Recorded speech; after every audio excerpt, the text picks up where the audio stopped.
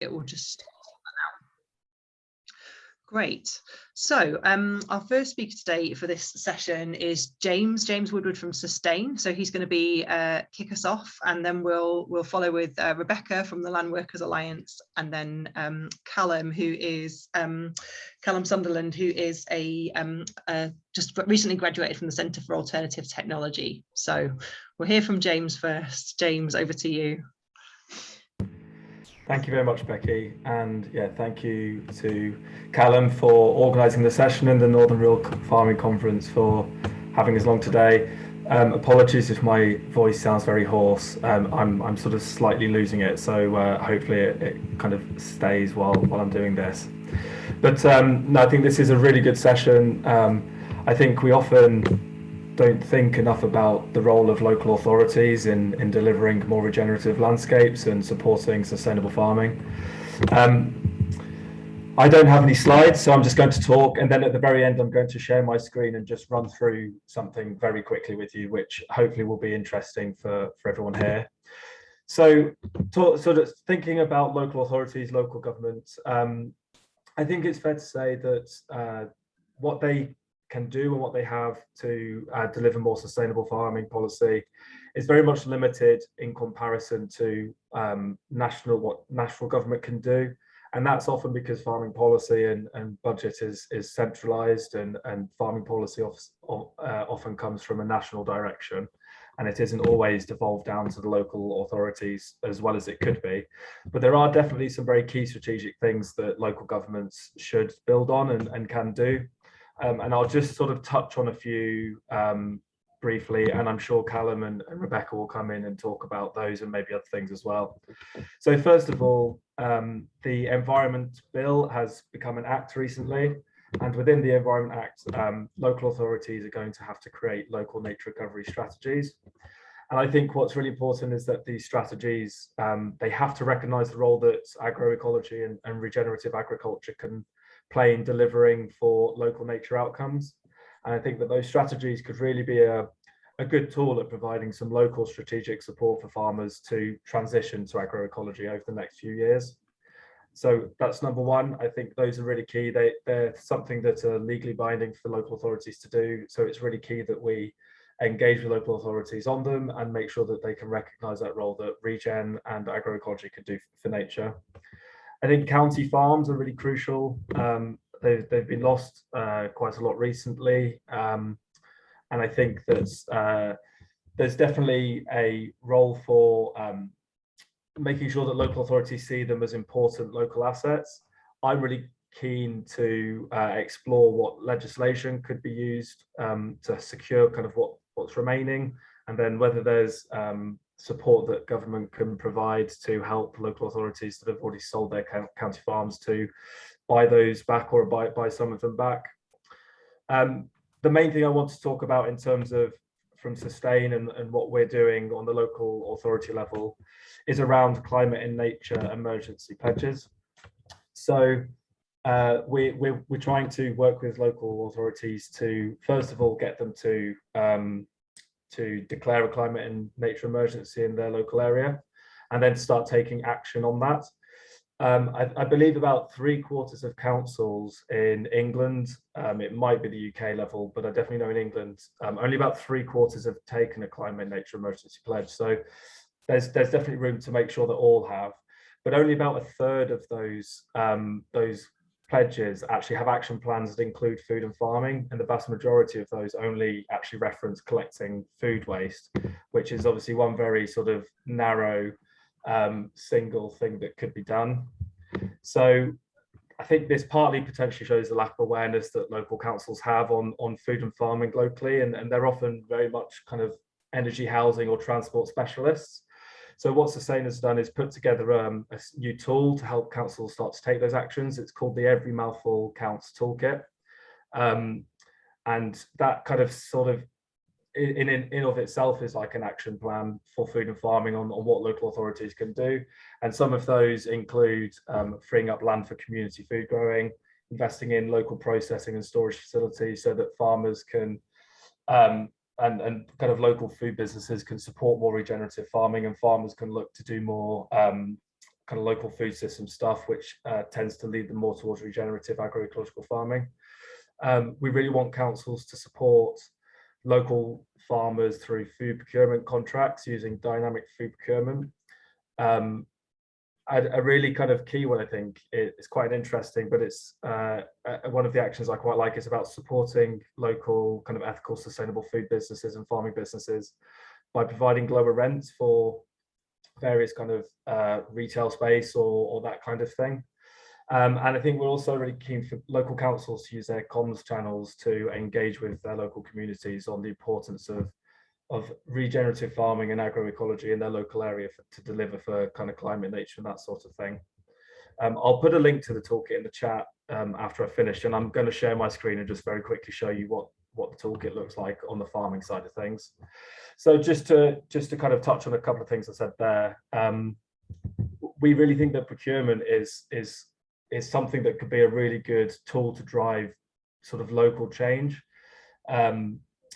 As I've already said, we'd really like local authorities and public services to use dynamic procurement contracts, supplying more of their food from local farmers who are, for example, certified organic or leaf or pasture for life, or those certifications that really support regenerative and agroecology farming. And I think what could be quite interesting about procurement is that if it's supplying more from its local farmers and its producers, it could really tell that story to the people who are eating the food from that public procurement. So I think there's definitely a role there. I think lastly, just to say, kind of touch on planning as well. By no means a planning expert, and as I'm sure we're all aware, that kind of the planning system is a very complex thing. But I think planning needs to do a lot more, and it needs to be a lot better at kind of building those local food systems that are based on agroecology. And I think it could be a very good sort of tool for prioritizing things like community wealth building, prioritizing businesses that are taking decisions to be more regenerative or agroecological. So those are just some of the things that we as SANE are sort of talking about, and I think they very much will link into what Callum and Rebecca are saying. I just want to very quickly share my screen and show you the Every Mouthful Counts toolkit, just so that you can have a very quick look at what it looks like. So it's on the Food for Planet website, and I'll post a link in the chat once I've finished talking. But it goes through and kind of shows various different things that councils can do. But on land use and farming and planning, very much kind of sort of touching on some of the stuff we've already said around sort of council land holdings, providing training and support for agroecology in their local areas, and using planning policy to protect food growing and to support more agroecological farming. And here we've kind of linked them with what they can have outcomes for. So for example, nature or well-being, and things like local economy and community wealth building.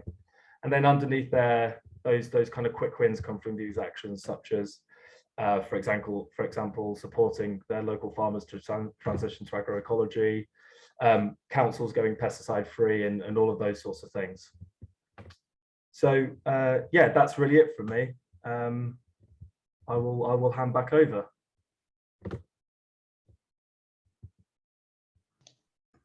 Lovely, thanks so much, James. That was really interesting, and yeah, I'm sure people will have lots of questions. So I don't know if I can see Rebecca's still connecting to audio. Can you hear us, Rebecca? Hi, Rebecca. Can you hear us at all? It's our second speaker who's having problems with the audio. Let's just have a look. I still don't know if she can hear us. Callum, would you be able to go next while we try and get Rebecca on? What do you think? Yeah, that's fine. Or James, I don't know if you had some notes from Ruth, because we were going to have another speaker, but unfortunately she had was double booked. But she mentioned in an email that maybe you could also share some of what she was thinking of presenting. I think she was very much thinking about the Every Mouthful Counts toolkit and the kind of the actions that local authorities can take but don't necessarily know about, and that toolkit can really kind of get local authorities to start taking those actions on farming. Okay, cool. Yeah. Yeah, okay, I'm happy to go next then, in that case. I think if you go for it, Callum, and I'll try and see if we can get Rebecca's audio working in the meantime. Yeah, cool. Okay, so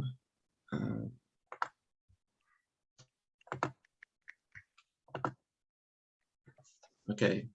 Yeah, so I'm Callum Sunderland. I'm going to present on agroecology under the Preston model.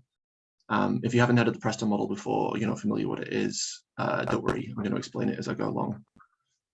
So this presentation is based on master's dissertation work that I conducted at the end of last year and beginning of this year at the Graduate Centre at the Centre for Alternative Technology.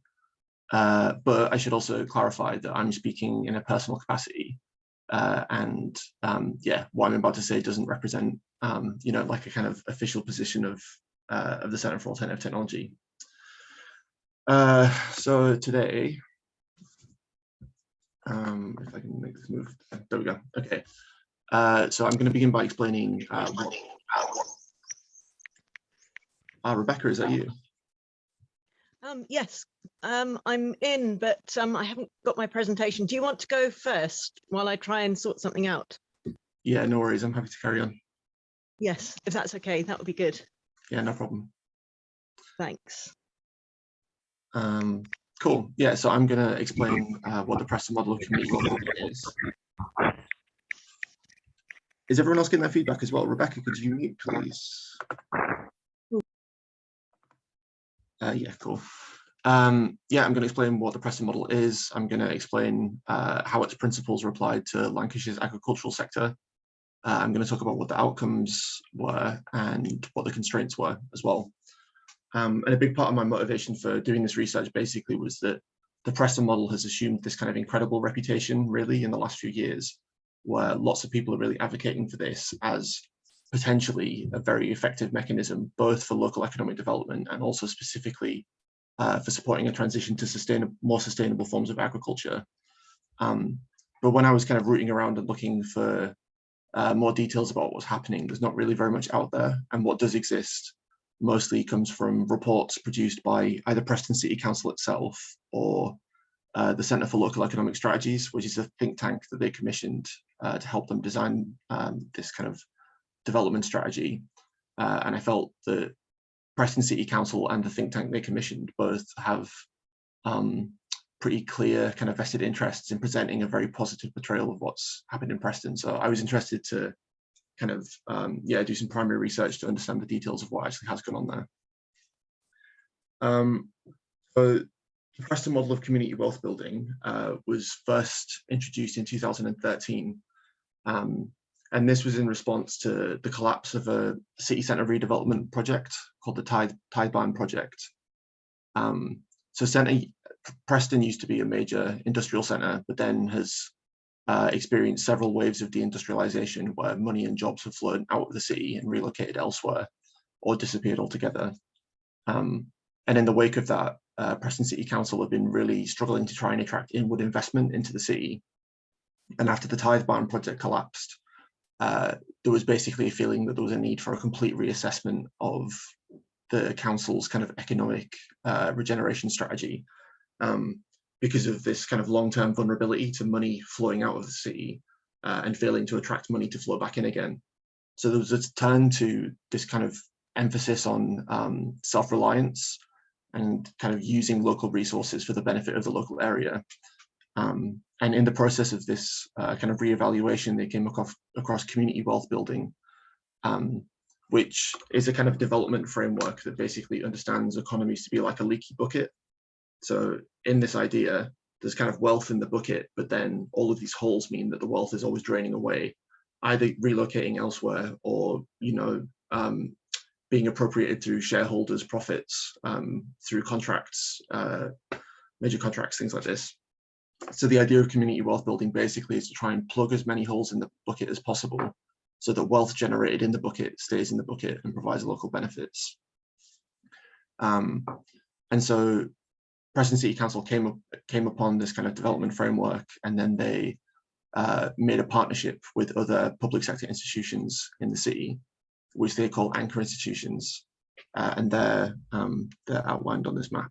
over here. So to begin with, it was Preston City Council, Lancashire County Council, Preston College, Cardinal Newman College, Community Gateway Housing Association, and the Lancashire Police. And then the University of Central Lancashire joined a year later in 2014. And since I finished my research, the NHS has also joined now. But the idea with these anchor institutions basically is that they are both anchored into the city and are unlikely to relocate and move elsewhere like the factories did in the past. So these public sector institutions, because of their fixed investments and their purposes, have to remain in Preston. But as well as being anchored in there, the idea is that they also, through employment and their spending on goods and services in the area, they also anchor the economy around them.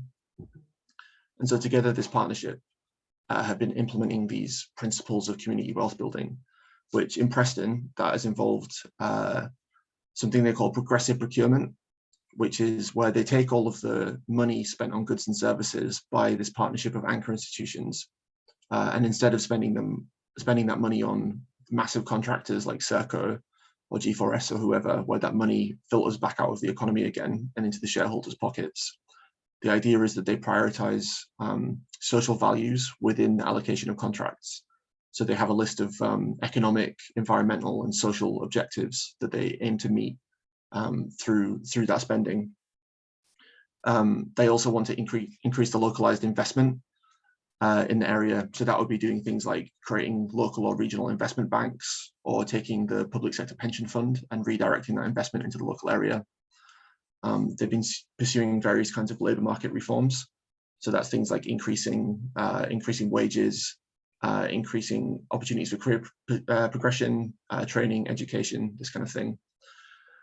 They have a principle about the socially productive use of land and property, which involves things like setting up community land trusts or making land or property leases available for social enterprises or other kind of business opportunities or community opportunities that are seen to have benefit for the local area.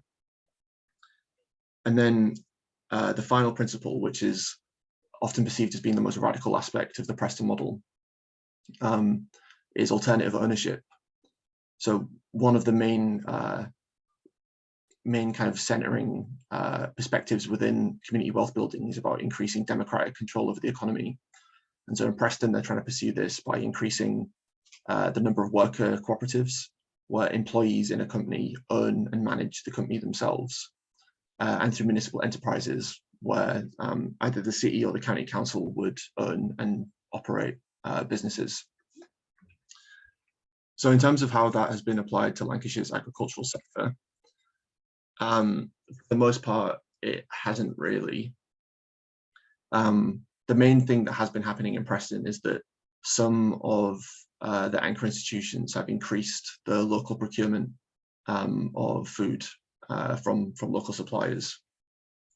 In terms of investment, labour market reforms, the use of land and property, and alternative ownership, there hasn't been anything that any of the anchors have done that has been directly relevant to the agricultural sector. With the procurement of food, several of the anchor institutions have outsourced all of their food procurement, so they don't have any direct influence over where they get their food from, and often don't really understand their own supply chains.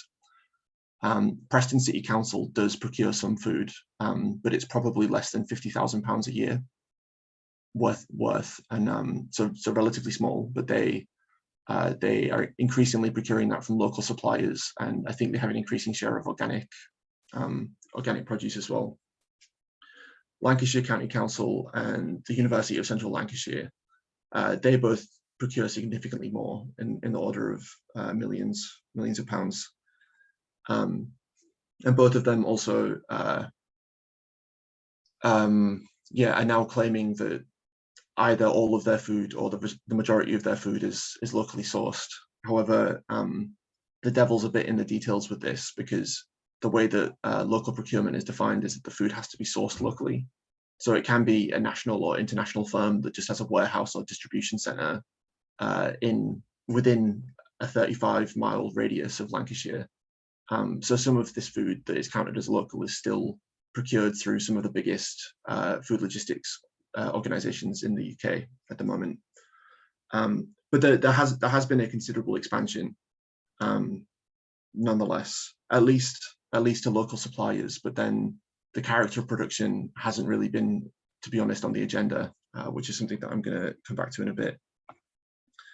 But so, in terms of the sustainability and performance of Lancashire's agricultural sector, what have been the outcomes of this? And basically, relatively little. As part of my research, I conducted quantitative analysis on farm profitability and investment in the agricultural sector in Lancashire before and after community wealth building was introduced. And there was no statistically significant deviation from previously existing trends. In terms of farm consolidation, so the rate at which there are more and more farmland is held in fewer and fewer hands. Since about 2013, that process has stabilized a bit in the UK.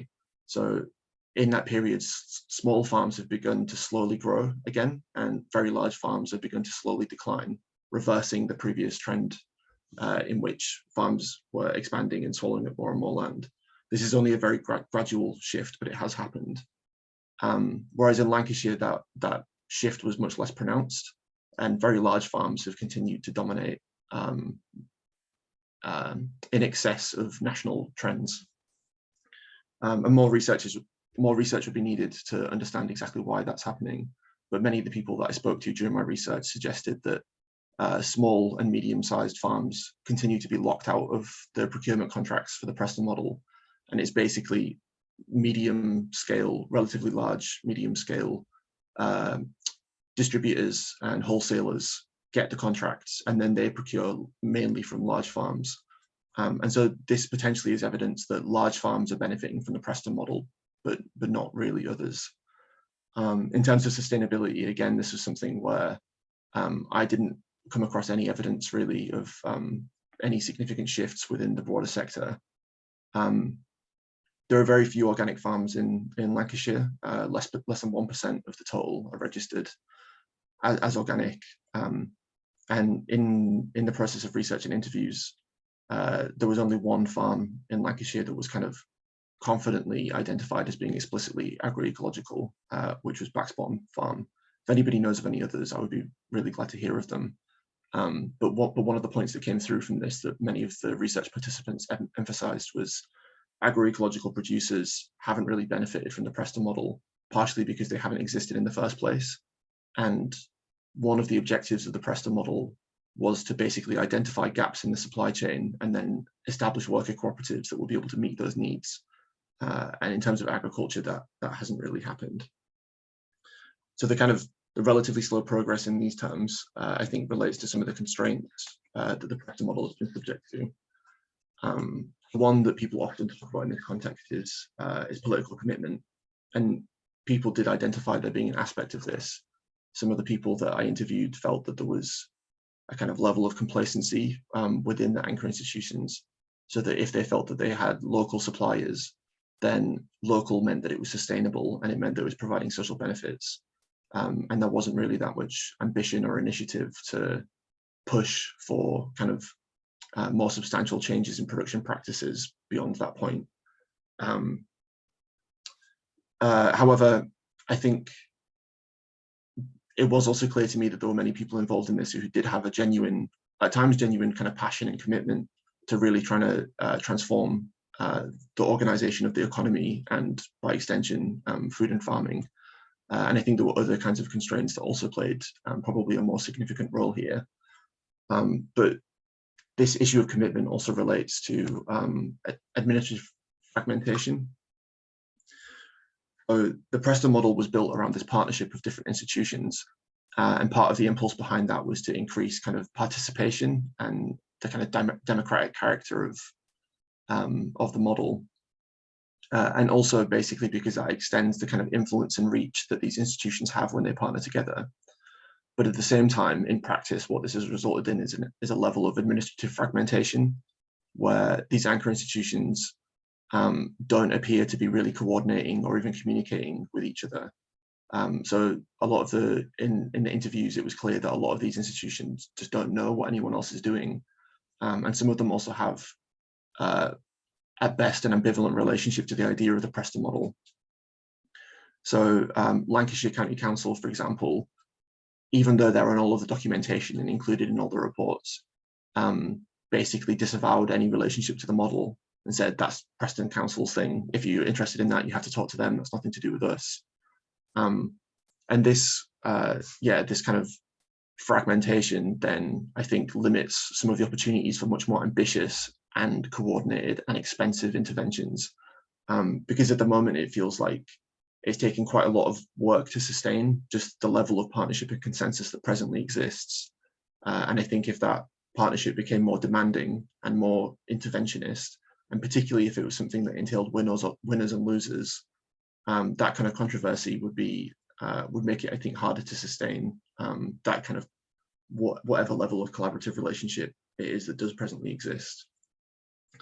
But this partnership also relates to the lack of resources, which is really one of the main features which has compelled them to work together, because basically none of these institutions by themselves have the money or resources or access to land to be able to undertake a lot of these kind of agricultural policies. So one example which I think quite clearly illustrates this is that if you look at the combined spending of all of the anchor institutions participating in the Preston model on food, that amounts to only 3% of Lancashire's total agricultural output. So even if all of these institutions spent every single penny that they have on local agroecological food, that would still be relatively marginal within the scope of the overall agricultural sector. And for me, that relates to a kind of more fundamental and more general problem, which limits the kind of scope for these sort of local government initiatives. And although this is quite a critical presentation, I want to be clear as well that I don't think that this stuff is pointless or meaningless or anything like that. But I think the reason why I'm presenting this is because I think it's also important to take it in perspective and be aware of where the limits are. But for me, basically, the fundamental underlying problem is that production and investment remains regulated by the market. And so this means that within the market, the forces of competition basically compel producers to have to produce according to standards of profitability that are set on the market. And that has to come first. So, anybody here who is a producer will know that you can only lose money for so long before you go out of business. And any desires you might have for how you would ideally like to manage your production system in the end are subordinated to this requirement for profits. And these effects of market competition and private ownership, they really shape this kind of trajectory of production, which at the moment is running completely away from the conditions that we need for human habitability of the earth. But on the other hand, this relates to a problem with government intervention as well, because generally public bodies don't generate their own revenues. They don't make money themselves. They have to tax that or borrow that from the private sector. But that dependency means that they have to compete also to produce conditions that are favorable for investment. Because if businesses aren't investing, then they don't have money to tax, which means that they can't pay for the reproduction of society. But that results basically in a moderation of government policy where if regulation or taxation or whatever goes too far, then businesses can stop investing and relocate somewhere else, which has happened in the last 2 weeks with some of the biggest companies in the world have just announced that they're going to relocate out of the Netherlands because of taxes and environmental legislation there now being, in their mind, too punitive. But my concern is that basically this effect then ties the hands of governments who are not in a position really to kind of regulate or control or manage the direction of social production. Maybe I'll just leave that there because I think there's a lot more in the discussion to get into. But I think that will do for now. Great, thanks very much, Callum. We've had a bit of a switch of host because Becky's had to go and collect her little boy from school. So I'm just going to take over in the interim. Thanks very much, Callum. That was great. That was a really useful perspective, particularly for me living locally in Lancashire. So I think Rebecca is now with us and hopefully able to be heard and present. So I'm going to hand over now to Rebecca. Hello. I am here, but I'm going to turn off my phone while I present, but I won't be able to hear you. And then I'll come in on the phone. Yeah, perfect. Thanks, Rebecca.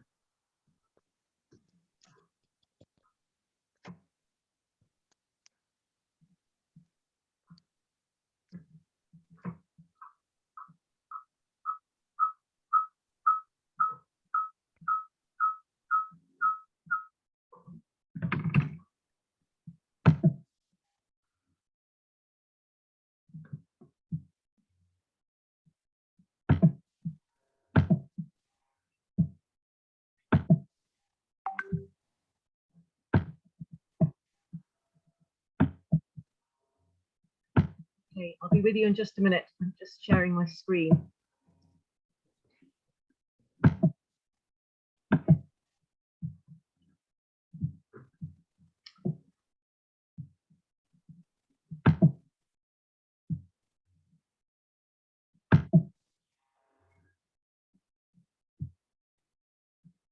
Hello, can you hear me? Oh. I'm just going to have to assume that you can. I'm sorry, I think I've got the bad technology gremlin in my computer today, but I'm just going to go ahead and hopefully you can all hear me. So my brief was to talk about how local policy can both help and hinder local and sustainable farming. And I wanted to give it a slightly more upbeat slant. So I'm going to talk about planning first of all, which has a bit more of a downbeat slant, before moving on to peri-urban horticulture. I'm slightly unnerved by the fact that I can't see whether you can see me. I might just do a double check before.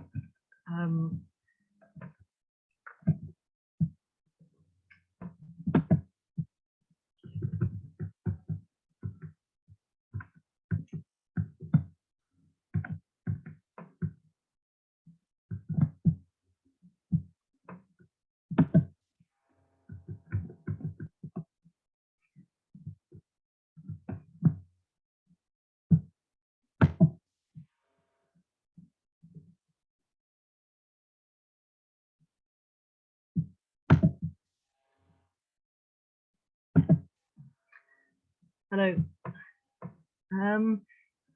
Ellen, could you just type in the chat box whether you can see me, or hear me rather?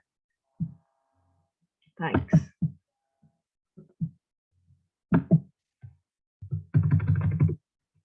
Great. Okay, I will share my screen and start again. I'm really sorry about this.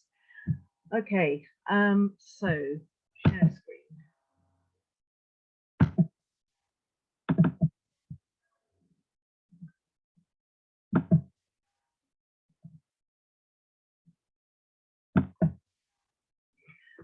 Okay, so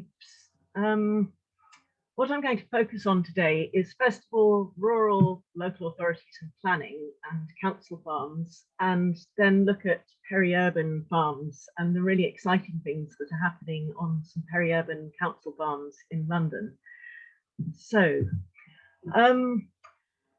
one of the things I've been doing for the last 15, 20 years in my capacity as helping small-scale agroecological farmers is trying to help small farmers get planning permission for agricultural workers' dwellings and rural workers' dwellings. Now, I don't know how much people know about the hoops that small farmers have to jump through, but basically, according to national policy and also local policy, traditionally there have been both essential need hoops and financial viability hoops. Although now in national policy, this has been reduced to essential need hoops, and I'll talk about this a little bit in a minute. So financial viability is a bit more obvious in that small farmers have to demonstrate, or used to have to demonstrate, that they've been financially viable for at least 1 year in 3 or 1 year in 5 before they'd be given permanent permission, and they'd be given temporary permission up until then. The problem is that small farms are often judged by industrial standards, and both the essential need and financial viability are judged upon whether you've got a turnover in the hundreds of thousands rather than the tens of thousands of pounds. And usually local planning authorities tend to refuse permission for small-scale agroecological businesses. And then quite often they'll go to appeal and they'll get granted planning permission at appeal. But the problem is that this is a really expensive and stressful way to get planning permission. Now I'll just go a little bit more into essential need, because this gives more context about where the lack of understanding lies. So what is essential need? It's really, by definition within planning policy, a need to be there either to deal with emergencies or to deal with things that need to happen at night. So for example, lambing, calving, farrowing of pigs, and emergencies that may occur either early in the evening or early in the morning or in the middle of the night.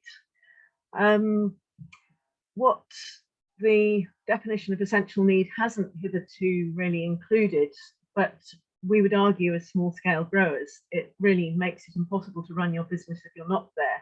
But there are a whole range of things that need to be done from very early in the morning till very late in the evening, such as harvesting salad when it's cool to extend its shelf life, or the recommended way to irrigate is to do that early in the morning or late in the evening when it's cooler, to reduce evapotranspiration and lost water.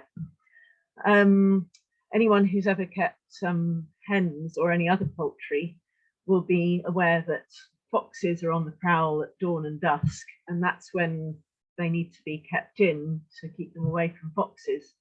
And of course, a topic that comes up time and again at planning appeals is the issue of slugs. And many small farmers, the only way that they found really to effectively deal with them is to go around at night and collect them and dispose of them in some way. So there are also many reasons which are considered either not or only marginal material to needing to give permission to live on site, such as the affordability of local housing. Now, this is actually a very real reason, and although planners will often say, well, the agricultural workers dwelling policy is not to provide affordable housing, the fact is, if you're running a rural enterprise, your income is just simply not going to be high enough to cover the costs of local housing, because rents are just too high, and certainly buying a house is just completely unrealistic on an agricultural worker's income. There's also, and this is an even more difficult thing to get across, the human cost of living off-site is actually really, really difficult, particularly if you have a family, but even if you don't, to be running a business which requires you to be on site from sort of sometimes 5 in the morning in the summer right until 10 o'clock at night. But then you've also got to go home to have meals. There are housekeeping things you need to do, like washing, and it just makes a lot more sense to be there on site and to integrate the two. You're not allowed to consider convenience. And one of the things that planners seem to do is they seem to see sustainability in terms of transport. So the only thing they see when they think about sustainability is traffic minimization. And they see that traveling from home to site is less of a problem than traveling out to get your shopping, take your children to school, and do all the other things that you may need to do in a town. Security is another thing which a lot of small farmers really feel very vulnerable to if they're leaving, for example, animals, if they're going away. And then also vandalism, if you've got a glass house or polytunnel, and also theft of valuable tools and equipment. And then finally, but almost most importantly, I put it at the bottom of this list because I think this is becoming more of a criteria for giving people planning permission, but sustainable lifestyle. If you're wanting to minimize your energy use, to use renewable energy and wood fuel, it's actually much easier to reduce your impact if you're living on site. So the consequences of people being turned down for their planning permission are that people have to go through expensive and stressful appeals, even though quite a lot of the time people do end up winning those appeals. Some people just give up because they just don't want to go through that stress. And this is slowing down the expansion of agroecology, and it's off-putting to new entrants. What's needed is some better understanding of needs and potential for small farms, and also training for local planning officers. And this is something we're really hoping to do in the coming years at Land Workers Alliance, is to really engage local planning officers in the needs of small-scale farmers, and also what small-scale farmers could do in providing really good quality, healthy food for their local communities. But not just that, a lot of other social and environmental benefits, biodiversity, carbon sequestration, opportunities for volunteering, and to teach people about growing skills and how to access a much healthier diet. And then the other thing that we need to do is really have a cultural change of perception of what a productive landscape would look like. I think a lot of people see the landscape of England as being sort of rolling green hills, hedgerows, maybe upland landscapes. But actually, if we're going to meet many more of our food needs, we're actually going to have to accept much more of a patchwork, which is going to include horticulture and more low impact dwellings. So just to finish off, I'm going to go through a couple more optimistic case studies of peri-urban horticulture. And I think there's really a lot of potential, and it seems that certainly on the outskirts of London, some of the boroughs are actually taking a much more enlightened approach to horticulture. We recently took a group of DEFRA officials to visit 2 peri-urban farms, one of which was Dagenham Farm, and the other is Organic Lee, which is near Chingford on the edge of Waltham Forest. And they're both ex-council nurseries. Dagenham Farm is 1.75 acre nursery. They used to raise plants for amenity planting around the council. And this has been transformed over about 10 years into a really productive market garden, supplying Growing Communities box scheme. And as a whole, Growing Communities is supplying about 1,200 fruit and veg bags per week to households in and around Hackney. Dagenham Farm isn't providing all of that by any means, but it's feeding into that. But more importantly, it's a green and productive space in an urban environment. And as well as producing food, it's sequestering carbon in the soil. It's a really biodiverse environment. Water efficiency is very high, and because of the high soil organic matter, a lot of water is absorbed in the soil and stored in the soil. They're using compost, so it's a real circular economy, and there's less waste, not just because they're composting any excess plant waste, but also short supply chains generally generate much less waste than than longer supply chains, and also less packaging, and some produce is even actually delivered by train when it's small amounts, going into Hackney in London. So it's ticking many boxes on the sustainability side. It's actually ticking even more boxes on the training and public engagement side, because they're offering training not only to potential new growers, but also they're drawing in many local people who are learning cooking skills and getting access to fruit and vegetables. They've got school groups visiting, they've got a cafe now in a pavilion next to the site. So there are many positives there. And this has all been enabled by Dagenham Council offering the place at below market rent. And one of the reasons they managed to negotiate this below market rent was pointing out all the public benefits that, that the farm could bring. So finally, I'm just going to talk about Organic Lee, which again is an ex-council nursery, a bit bigger this time. So that enables them to have, they took over an existing 1 acre glass house, and they also have outdoor veg, a salad garden, an orchard, a vineyard, and classrooms. And again, they're feeding about 1,000 households per week, not just from produce grown on site, but from a mixture of peri-urban and rural hinterland farms. Again, the council offered it below market rent initially for the first 5 years, but they've managed to negotiate to keep it longer term because of the many benefits it's bringing to the local community. And they have, oh dear, I've missed out there. They have greater than 100 volunteers and learners coming to the site per week. And they're offering City and Guilds level 1 and 2 training courses there. So just to finish off, I just wanted to flag up some really valuable opportunities that I think there are for engaging with local councils.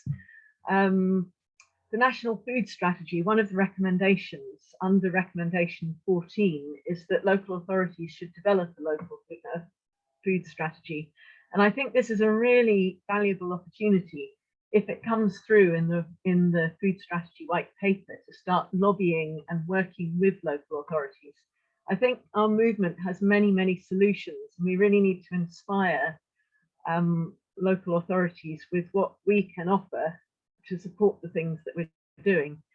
So, for example, many of the targets on carbon emissions, halting biodiversity loss, and dietary health in the National Food Strategy are addressed by small-scale agroecological farms and organic farms. So it's really important that we prepare all the evidence of the benefits of organic and agroecological farms. I would really encourage people to host farm tours for local authority groups and for local MPs. And we're really in the process, we've got to change hearts and minds and inspire people about what we can do and show how we can meet those targets in the National Food Strategy. And I just wanted to leave, end this on a thought, which that local council workers, local authorities, local MPs also want a future for their children and grandchildren. And this isn't just something that we want within our movements, it's something that everyone wants. And if we can tap into that, then I think that we're going to, and find that common ground, then I think that we're going to really start to make headway in persuading people to support what we can offer. I'm going to dial in now on my phone because I'm not going to be able to engage in the discussion, but I'll unshare my screen and dial in on my phone and mute myself and come back in. But thank you for accepting my rather eccentric combination of technology. I'll see you in a few minutes. Great, thanks very much, Rebecca. Okay, so we've had 3 really fab presentations, and I can see there's already some questions in the chat. So I think it's time to open it up really for questions and discussion. And I noticed, Hannah, you had quite a number of questions for James. I wondered if you wanted to unmute and kick off with some of those. Where do you want to start, James? You can choose if you like. Just from, I guess, my local experience in Cumbria, that's where kind of the questions come from there being with the dynamic food procurement. There was supposed to be a Northwest pilot, but Crown Commercial Services have backed off from that in favour of national rollout. So is there a space there to do it in a different way, or do we need Crown Commercial Services to be on board for that to really be a thing? And then, yeah, lots of other questions as well. I don't know if you wanted to talk to that first, maybe. Yeah, absolutely. I'm happy to just go through the 3 questions one after the other, if that's okay, Hannah.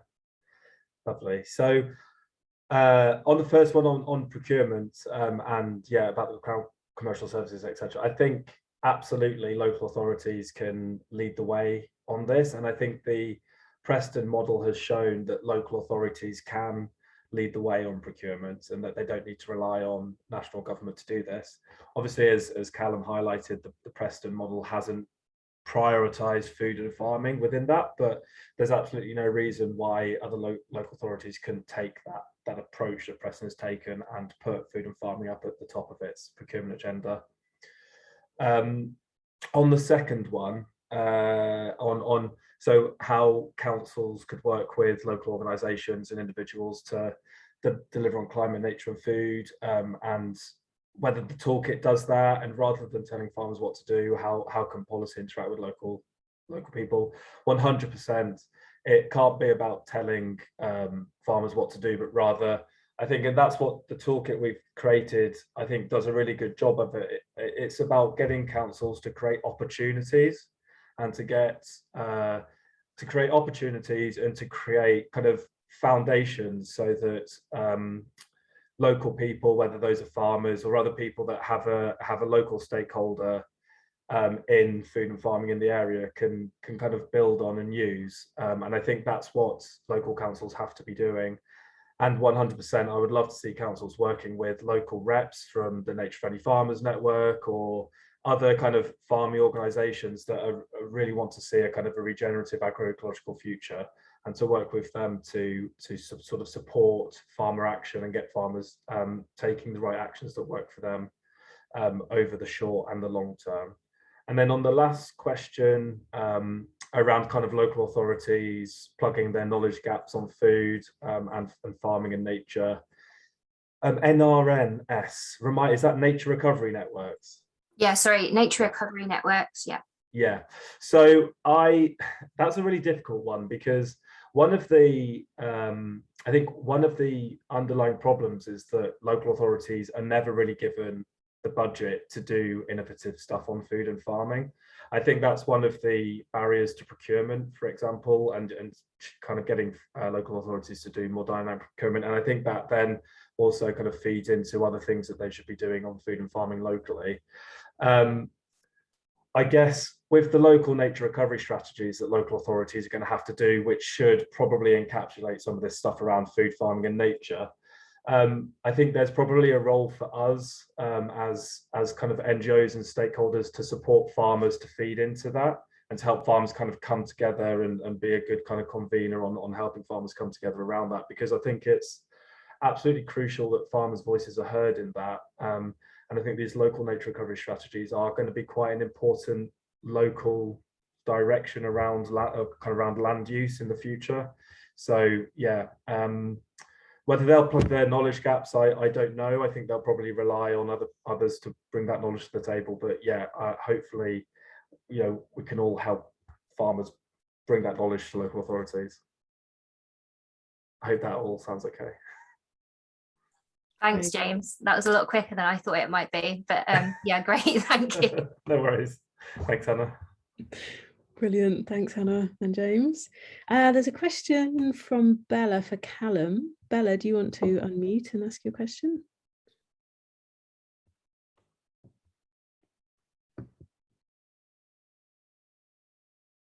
Maybe not. So the question is about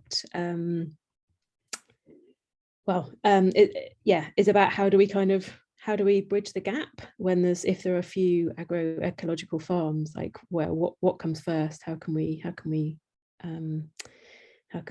create a change? Yeah, so this is something that came up during the course of the research that a few people who were active in kind of sustainable agriculture stuff in Lancashire commented on, was that I think people had the expectation that the Preston model was going to establish all of these worker cooperatives everywhere that were going to be doing exactly this kind of stuff.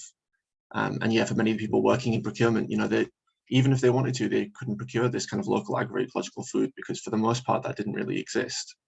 So yeah, I think that like chicken and the egg thing is like a really, a really good way of framing it. But yeah, so there was somebody in particular I interviewed who said that they felt that basically the Preston model had put the cart before the horse, and that they'd started doing all of this procurement stuff, but without doing the groundwork really to make it possible for new enterprises to be established. So, you know, that would require increasing access to capital. It would involve access to appropriately trained labor, or, you know, to undertake training and education around this kind of stuff. Access to land, you know, there are various things that would need to be addressed. But I mean, the problem with this, and the reason why so many local authorities take the kind of easier route of doing more kind of, you know, more moderate reforms, is that it's so expensive to do that kind of stuff. You know, for example, for a local council to try and rebuy a full council farm estate, I mean, like James said, it's just so expensive. And a lot, you know, the reason why a lot of these authorities don't have them is because they had to sell them just to maintain the ability to keep up with their statutory services that they're legally obliged to maintain. A lot of councils, you know, can barely afford to pay for just maintaining kind of social care provision, let alone buying land right now in the UK. And so, I mean, one example of this as well, actually, is that the LWA did a kind of cost assessment of how much it would cost to set up. I think it was to provide support for maybe 160 new small holdings, and I think that was costed at about £2.5 million. So that's more than Preston City Council's total budget for everything every year since it had accounts. Preston Council normally only spends about £2 million a year. So even just to set up 160 small holdings would be more money than it has, which is why I feel that, unless there is a substantial transformation in the settlement between local authorities and national government, it's unlikely to see that kind of supply side intervention happening anytime soon. Thanks, Callum. And Becca, I think you want to add something. Yes, that's a really, really useful and interesting question, Bella, and it's something that is really very close to my heart. And I think it's something that we're going to all need to work on. I mean, it's one example I just wanted to give was for example, in the organic milk market, I think we're going to have to step up and have production stepping up in increments and the market stepping up in increments.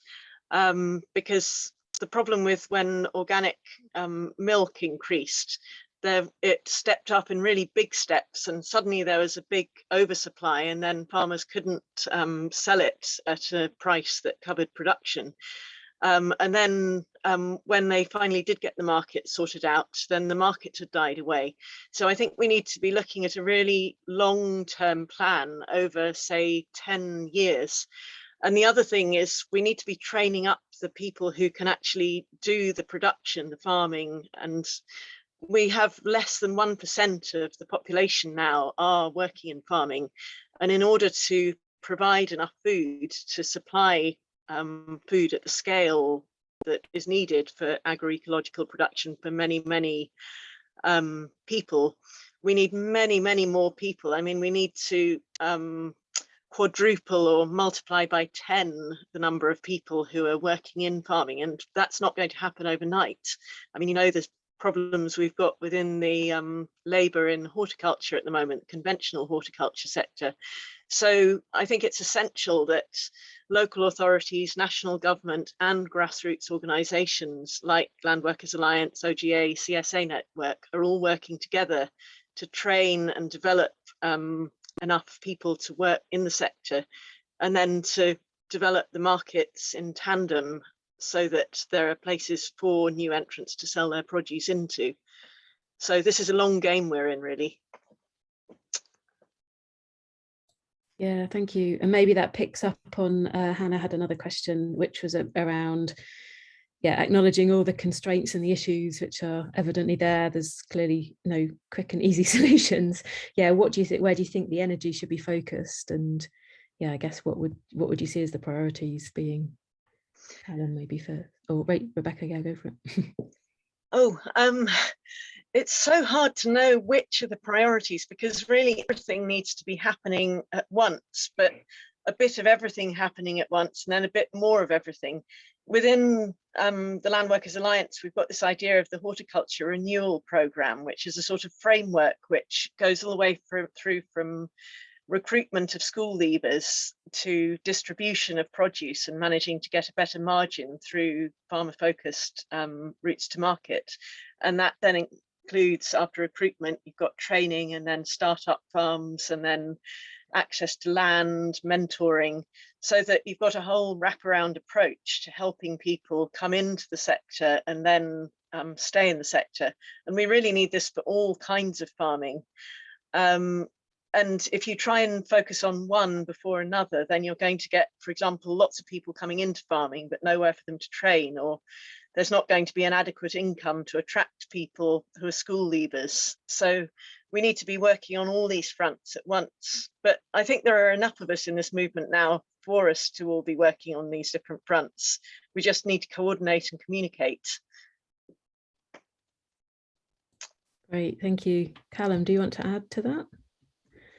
Yeah, I think I would just add that for me, what I feel is like one of the main practical implications, kind of coming away from the stuff that I've been looking at, is that basically, you know, there are so many forces which are kind of contributing to, at best, inertia and at worst, completely counterproductive tendencies within kind of all levels of government, that I feel like they really need to have their hands forced, basically. And you know, like the most spectacular examples that we can look at around the world where there have been kind of major beneficial shifts have been through basically massive mobilizations of, you know, in some cases like hundreds of thousands of people. And yeah, I think you just said about the fact that less than 1% of the population in the UK currently work in farming. So it's clear to me on that basis that we're not going to see something like the Indian farm protests just on the basis of farm workers in the UK. However, building relationships with other social movements, particularly the climate movement and, you know, organizing around public health being two very obvious ones. I think the only way that I can see to kind of beat that inertia and force real concessions actually is to really make it into an issue for them that won't go away.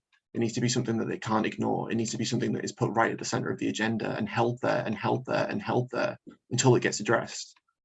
But I think, I mean, another aspect of this is that basically that within these constraints, it is possible to get concessions, but as long as that kind of like broader problem of the regulation of production by the market persists, that often ends up basically in just like reorganizing or redistributing the problems, and someone else misses out so that, you know, we get some concessions. Like, for example, in South Korea, there's a massive movement around public procurement. It was huge, like hundreds of thousands of people participating. And eventually there was this eco-friendly universal free school meals project introduced off the back of these big public health crises. And that was incredible. Like, the government was procuring its food from traditional local agroecological producers and providing that free for children. However, in order to do that, they had to take away all of this, like a big part of the sports and health activities and services within schools.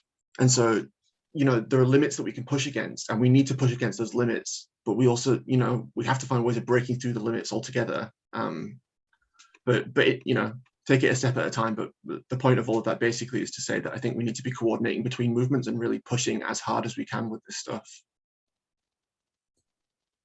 Thanks, Callum. Did you want to add anything, James? Just very quickly, two things.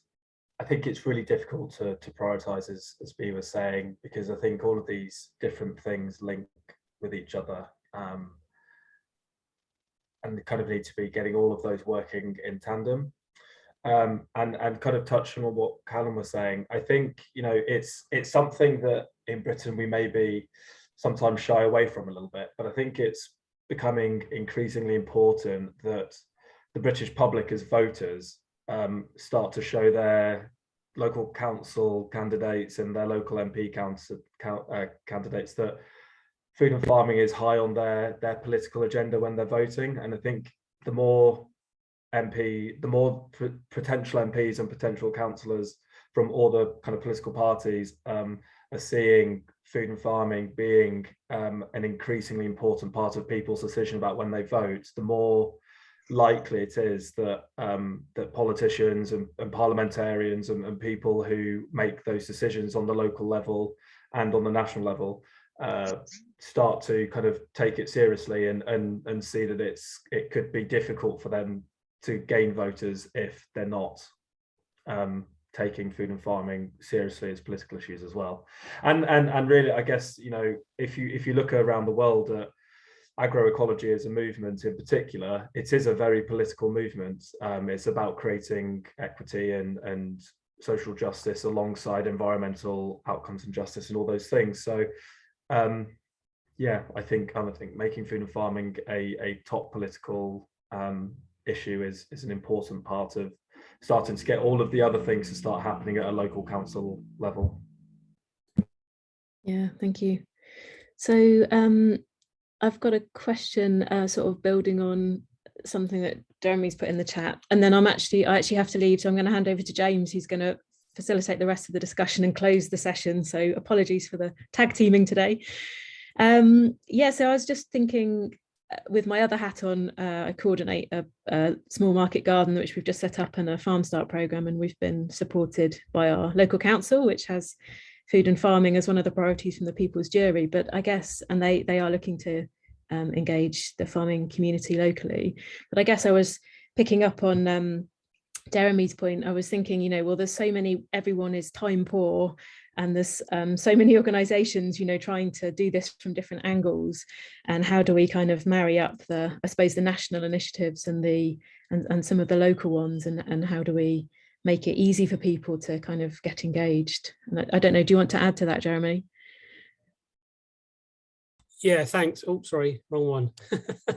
I am here really. Yeah, I don't want to speak for very long, so we've got 2 sessions coming up at the conference ourselves, but I think it's all very interesting. And what I would say is that there are some really fantastic organisations that we're beginning to forge great collaborations with. Land Workers Alliance, brilliant. Sustain, brilliant. Other people. But we don't talk to each other enough about getting our diaries in sync. So just as an example, next week, Sustain are running an event. We're running on procurement. We're running an event on policy influencing. And there's another one which I can't even remember, all at the same time, on the same day. I mean, it's just unfortunate, let's put it that way. So I'm wondering whether as an outcome of this conference or somewhere along the line, somebody could set up a centralized diary that just said, don't organize anything on that day, you know, because we're doing it. Don't know, that's just a thought.